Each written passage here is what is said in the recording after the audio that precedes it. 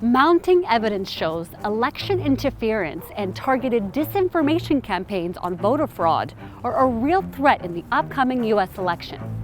Recently, U.S. intelligence officials announced Iran and Russia obtained voter registration information to influence public opinion.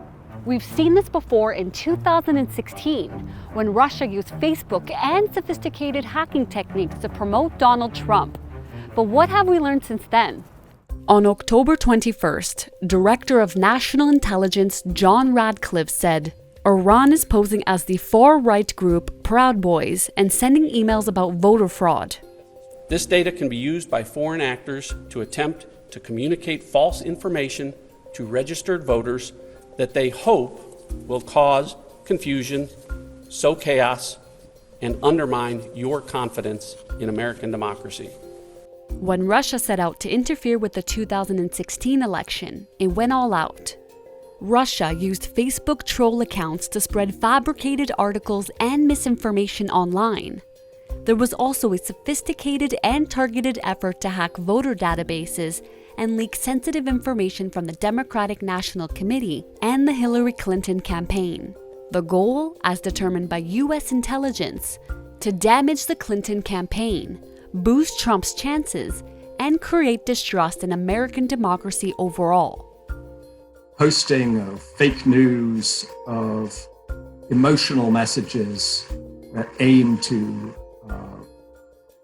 stir up anger, and it makes it much harder for people to communicate politically online in a healthy way. Societies that are already divided on economic grounds, on racial grounds, will end up even more divided. But experts say this isn't just a problem of foreign actors. Social media is being used en masse to spread misinformation about voter fraud, which could discourage people from voting. Fringe conspiracy QAnon followers allege foreign governments are printing millions of fraudulent mail-in ballots, and that the deep state leaders are raiding nursing homes to tamper with senior citizens' mail-in ballots. President Donald Trump has not condemned this false information. This is going to be a fraud like you've never seen, suggesting he won't leave office regardless of the election outcome. His latest call is for people to monitor the polling stations where they exist, which is, I think, a really dangerous call for intimidation at polling sites. Of all the election misinformation this year, false and misleading information about voting by mail has been the most rampant on social media, according to Signal Labs, a media insights company. Facebook, YouTube, and Twitter have made combating false information about voting a priority, including highlighting accurate information on how to register and vote.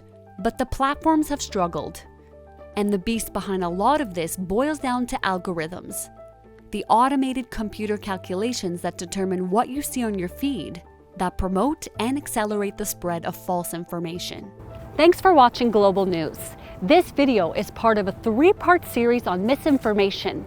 Make sure to watch part 3 on how COVID-19 misinformation is being weaponized by politicians. Thanks for watching. To stay up to date on the latest breaking national and international news, be sure to subscribe to our channel, where we also dig into big issues around the world in our weekly series, Global News Explains.